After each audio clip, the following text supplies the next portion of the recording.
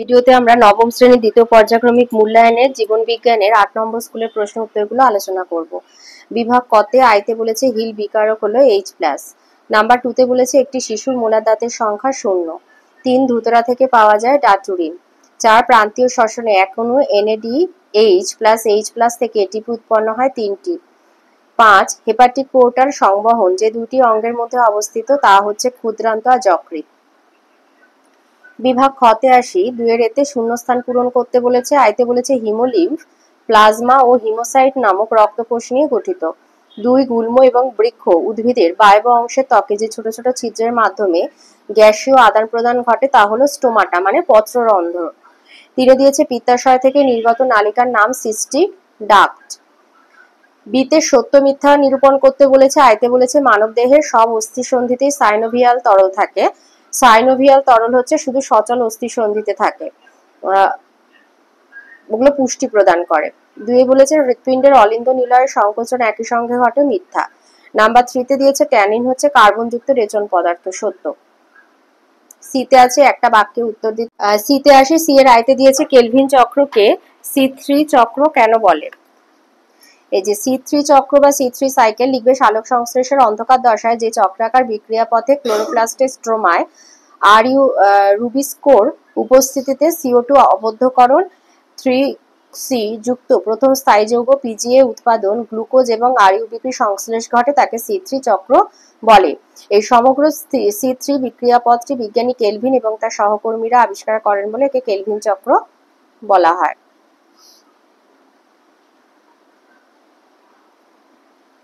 এই যে সালোক সংশ্লেষের অন্ধকার দশায় অঙ্গার আত্তীকরণের মাধ্যমে উৎপন্ন প্রথম স্থায়ী যৌগ PGA 3 কার্বন যুক্ত হয় বলে একে C3 চক্র বলে। এটা লিখলেও হবে। 2 তে দিয়েছে ADH এর পুরো নাম কি। ADH এর পুরো নাম অ্যান্টি ডাইরিউটিক হরমোন।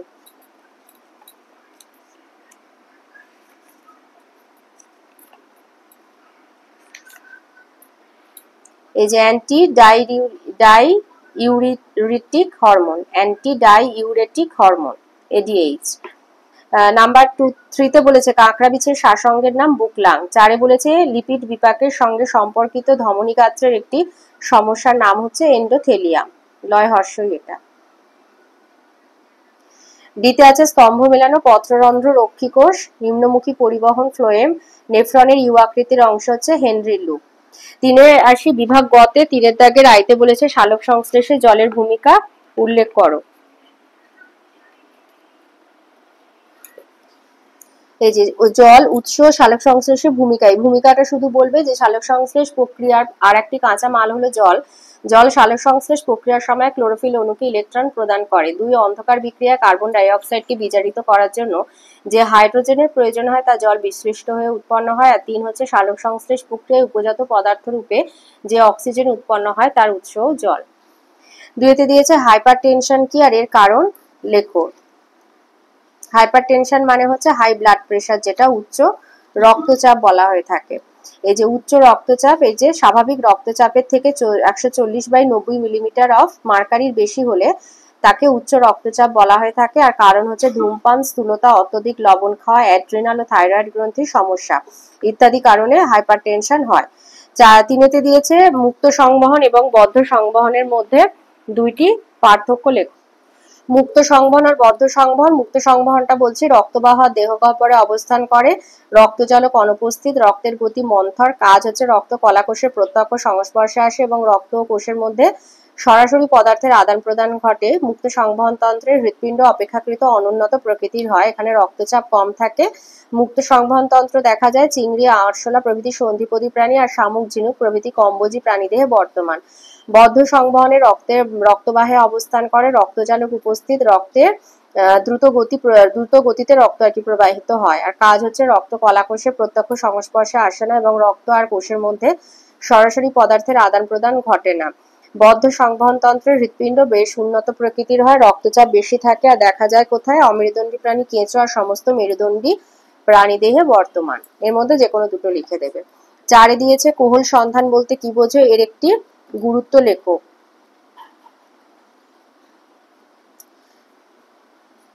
এই যে কোহল সন্ধান লিখবে যে প্রকার সন্ধানে গ্লুকোজ বা শর্করার দ্রবণ ইস্ট মিশ্রিত জাইমেজ উৎসেচকের সহায়তায় আংশিক জারিত হয়ে ethyl alcohol carbon die oxide এবং অল্প শক্তি মুক্ত করে এবং দ্রবণটি গেঁজে ওঠে তাকে কোহল সন্ধান বলা হয়ে থাকে।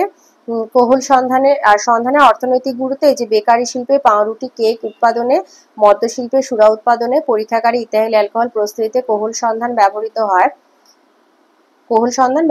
এই একটা পয়েন্টই দিলে হবে, মানে গুরুত্ব। 5 দিয়েছে ত্বককে রেচন অঙ্গ রূপে গণ্য করা হয় কেন? লিখবে ত্বক স্পর্শেন্দ্রিয় হয়েও রেচনে সাহায্য করে। ত্বকের ডার্মিস স্তরে অবস্থিত ঘর্মগ্রন্থির মাধ্যমে ঘর্ম ক্ষরিত হয়। ঘর্মের মাধ্যমে জল, NaCl ও সামান্য ইউরিয়া রেচিত হয়। সেরুমিনাল গ্রন্থি নিঃসৃত সেরুমেন ও সিবেসিয়াস গ্রন্থি ক্ষরিত সেবামের মাধ্যমে কোলেস্টেরল, ফ্যাটি অ্যাসিড রেচিত হয়। 6 দিয়েছে পাচিত খাদ্যের আত্তীকরণ কিভাবে হয়? লিখবে শোষিত খাদ্য যে পদ্ধতিতে প্রোটোপ্লাজমীয় অংশে পরিণত হয় তাকে আত্তীকরণ বলে। খাদ্যের পাচন ও শোষণ সম্পন্ন হওয়ার পরে কোষের অভ্যন্তরে প্রোটোপ্লাজমে সেই পুষ্টিরসকে ব্যবহার করাই হলো আত্তীকরণ, যা দেহ গঠন ও বিপাক ক্রিয়ায় অংশগ্রহণ করে। 7 দিয়েছে উদ্ভিদের পরিবহনে সক্রিয় পরিবহনের গুরুত্ব কি?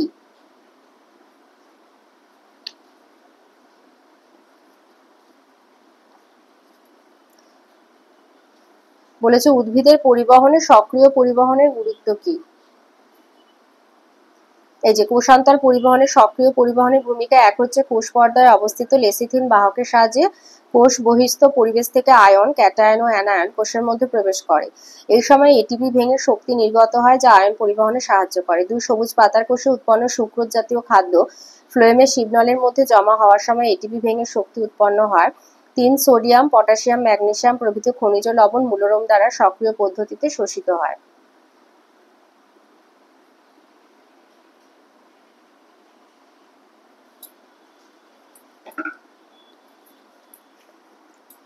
বিভাগ ঘতে আসি। এখানে বলেছে মানব হৃৎপিণ্ডের লম্ব ছেদের পরিচ্ছন্ন চিত্র অঙ্কন করে নিম্নলিখিত অংশগুলো দেখাতে বলেছে।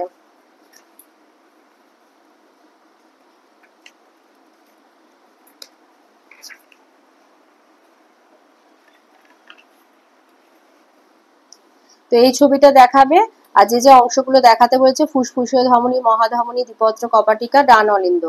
এই যে ফুসফুসীয় ধমনী, মহাধমনী, ডান অলিন্দ আর হচ্ছে দ্বিপত্র কপাটিকা। এই যে দ্বিপত্র কপাটিকা, এই 4টে দেখিয়ে দেবে। অথবা বলেছে নেফ্রনের পরিচিত্র অঙ্কন করে নিম্নলিখিত অংশগুলো দেখাতে। তো এটা হচ্ছে নেফ্রনের ছবি, এখানে বিভিন্ন যে অংশগুলো দেখাতে বলেছে সেই কটা শুধু দেখিয়ে দেবে। 2 নম্বর বলেছে মানবদেহে কার্বোহাইড্রেট পরিপাক ছকের সাহায্যে দেখাও। মানবদেহে শর্করা বা কার্বোহাইড্রেট জাতীয় খাদ্যের পরিপাক ছকের সাহায্যে দেখাতে বলেছে। এই যে শ্বেতসার টায়ালিন উপস্থিত মল্টোজ আবার মল্টেজের উপস্থিতিতে গ্লুকোজ থেকে পরিণত হচ্ছে। এটা হচ্ছে মুখবিবরে হলো। এবার পাকস্থলীতে কোনো থাকে না বলে এখানে কার্বোহাইড্রেটের কোনো পরিপাক হয় না। তারপরে ক্ষুদ্রান্তে আসলে অগ্নাশয় রসের দ্বারা এই যে শ্বেতসার অ্যামাইলেজ উৎসেচকের সাহায্যে মল্টোজে ভেঙে যাচ্ছে, আর আন্ত্রিক রসের দ্বারা পরিপাক হচ্ছে মল্টেজের মাধ্যমে গ্লুকোজ থেকে গ্লুকোজে পরিণত হচ্ছে সুক্রোজের মাধ্যমে গ্লুকোজ আর ফ্রুক্টোজে, আর ল্যাকটেজের মাধ্যমে গ্লুকোজ এবং গ্যালাক্টোজে। তাহলে জায়গাগুলো বলে দেবে, একটা পয়েন্ট করবে মুখবিবরে বিপাক বলে এটা লিখবে। তারপরে লিখবে পাকস্থলীতে কোনো কার্বোহাইড্রেটের মানে পরিপাকের কোনো উৎসেচক না থাকায় এখানে পরিপাক সম্পন্ন হয় না। তারপরে ক্ষুদ্রান্তে পরিপাক, এটা 2টো ভাগ, একটা অগ্নাশয় রসের দ্বারা, একটা আন্ত্রিক রসের দ্বারা। অগ্নাশয় রসের দ্বারা শুধু একটা আছে আর আন্ত্রিক রসের দ্বারা 3টে আছে, এটা লিখে দেবে। ওর সাথে রয়েছে যে সালোক সংশ্লেষে রঞ্জক তন্ত্রের ভূমিকা লেখো। রঞ্জক মানে হচ্ছে আমাদের ওই ক্লোরোফিল। এই যে রঞ্জক পদার্থ ভূমিকা হচ্ছে এই যে সালোক সংশ্লেষের ভূমিকা, এই যে এখানে আছে টোটাল 3টে। এই যে সূর্যালোকের ফোটন কণা মধ্যস্থ কোয়ান্টাম শোষণ করে ক্লোরোফিল উত্তেজিত হায়ার ইলেকট্রন ত্যাগ করে। উত্তেজিত ক্লোরোফিল জলের আলোক বিশ্লেষণ বা ফটোলাইসিসে পরোক্ষভাবে সাহায্য করে। 2 সক্রিয় ক্লোরোফিল থেকে নির্গত ইলেকট্রন বিভিন্ন ইলেকট্রন বাহকের মধ্য দিয়ে পরিবাহিত হওয়ার সময়ে ফটোফসফোরাইলেশন পদ্ধতিতে সৌরশক্তিকে রাসায়নিক শক্তিতে রূপান্তরিত করে। এটিপি এর মধ্যে সঞ্চিত করে। 3 হচ্ছে ক্লোরোফিল নির্গত electron nicotinamide adenine dinucleotide phosphate মানে এনএডিপি প্লাস কে বিজারিত করে। সুতরাং ক্লোরোফিল সৌরশক্তির ফোটন কণা শোষণ করে সক্রিয় হয়। সক্রিয় ক্লোরোফিল জলের ফটোলাইসিস ঘটায় এবং সৌরশক্তিকে রাসায়নিক শক্তিতে পরিণত করে এটিপির মধ্যে আবদ্ধ রাখে। অথবা বলেছে রসের উৎস্রোত কাকে বলে, আর এই প্রক্রিয়া বাষ্পমোচন টানের ভূমিকা লেখো। তার সাথে আছে ক্রেবস চক্র আর গ্লাইকোলাইসিসের দুইটি পার্থক্য লিখতে বলেছে। যেটা ছায়া প্রকাশনীর বই থেকে দিচ্ছি। রসের উৎস্রোত কাকে বলে, লিখবে মূল দ্বারা শোষিত জল ও জলে দ্রবীভূত খনিজ লবণ বা রস বা স্যাপ জাইলেম বাহিকা দ্বারা ঊর্ধ্বমুখে অভিকর্ষে বিপরীতে পাতায় পরিবহনের পদ্ধতিকে রসের উৎস্রোত বলা হয়ে থাকে। ওর সাথে আছে এই প্রক্রিয়া বাষ্পমোচন টানের ভূমিকা। এই যে বাষ্পমোচন টান ও সমসংযোগ আসক্তি বল বিজ্ঞানী ডিকসন এবং জলি এই মতবাদটি প্রথম প্রচলন করেন। জাইলেম বাহিকা দিয়ে পাতায় জল ও খনিজ লবণের উৎস্রোত প্রকৃতপক্ষে দুটো পদ্ধতি দ্বারা ঘটে থাকে। একটা হচ্ছে বাষ্পমোচন টান, পাতার পত্ররন্ধ্র দিয়ে বাষ্পমোচন দ্বারা জল বাষ্পীভূত হলে জাইলেম বাহিকার অবস্থিত জল যে টান বল অনুভব করে তাকে বাষ্পমোচন টান বলে। এর মান পায় প্রায় 20 বায়ুমণ্ডলীয় চাপের সমান। এই প্রচন্ড টান বলের প্রভাব মূল অবধি বিস্তৃত হয়। তো এই শুধু বাষ্পমোচন টানটা চেয়েছে, বাষ্পমোচন টানটা দিলেই হবে, আর লেখার দরকার নেই। সমসংযোগ আসক্তি বল দেওয়ার দরকার নেই, এখানে শুধু বলেছে এই প্রক্রিয়া বাষ্পমোচন টানের ভূমিকা লেখো। আর ওর সাথে আছে গ্লাইকোলাইসিস এবং ক্রেবস চক্রের দুটো পার্থক্য লিখতে বলেছে।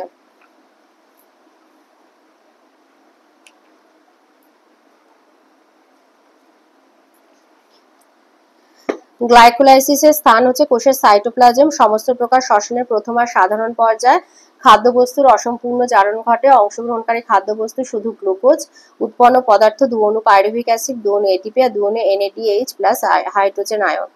আর বায়ুজীবী অবায়ুজীবী সমস্ত জীবে ঘটে। ক্রেবস চক্র কোষের মাইটোকন্ড্রিয়ায় হয়। সবাত শ্বসনের দ্বিতীয় পর্যায়ে খাদ্যবস্তুর সম্পূর্ণ জারণ ঘটে। অংশগ্রহণকারী খাদ্যবস্তু pyruvic acid, amino acid, glycerol আর উৎপন্ন পদার্থ CO2, H2O, বিভিন্ন জৈব অ্যাসিড, 2 অণু এটিপি, 2 অণু FADH2 এবং 6 অণু NADP প্লাস H প্লাস। আর কেবলমাত্র বায়ুজীবী জীবে ঘটে। তো এখান থেকে যে কোনো দুটো পয়েন্ট লিখে দেবে। তিরেতে দিয়েছে রক্ততঞ্চনের বিভিন্ন পর্যায় ছকের সাহায্যে দেখাও।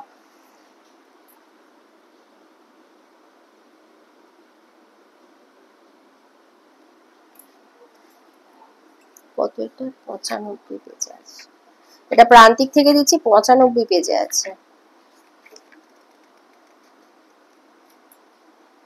95 এই যে শব্দ ছকের মধ্যে এটা দেখাতে বলেছে, এটা শুধু দেখাবে। আর ওর সাথে লেখা আছে যে ধমনী স্পন্দন দেখা গেলেও শিরার দেখা যায় না কেন তা কারণ সহ লেখো।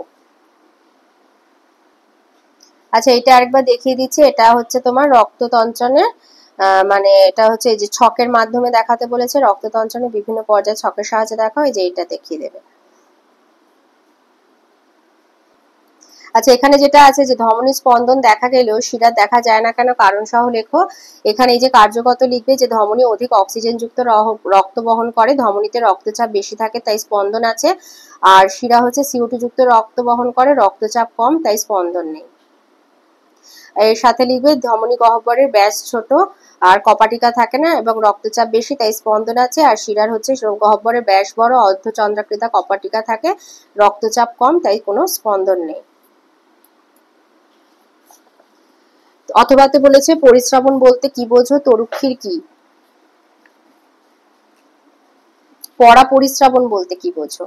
এই যে রক্তের পরা পরিস্রাবণ লিখবে যে ইউরিয়া এবং অন্যান্য রেচন পদার্থ সহ রক্ত অন্তর্মুখী ধমনিকার মাধ্যমে গ্লোমেরুলাসে আসলে রক্তরসের প্রোটিন আর রক্তকণিকা বাদে যাবতীয় অংশ উচ্চচাপের দ্বারা রক্তচারকের প্রাচীর অতিক্রম করে বোম্যান্স ক্যাপসুলে প্রবেশ করে। এই প্রক্রিয়াকে পরা পরিস্রাবণ বলা হয়ে থাকে।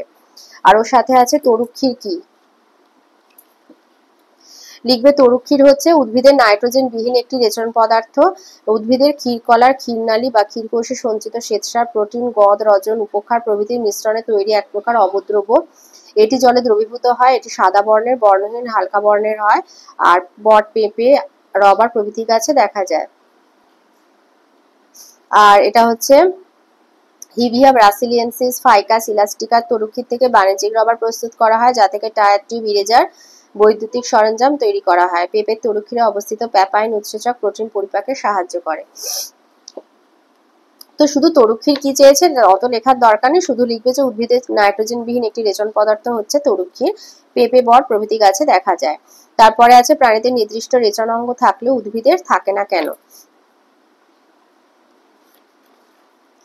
এইখান থেকে লিখবে যে উদ্ভিদের বিপাক ক্রিয়ার হার প্রাণীদের মতো অত বেশি না হওয়ায় উদ্ভিদের কম পরিমাণে রেচন পদার্থ উৎপন্ন হয়, সেজন্য উদ্ভিদেরা রেচন পদার্থ ত্যাগ করার জন্য কোনো নির্দিষ্ট রেচন অঙ্গ তৈরি করেনি।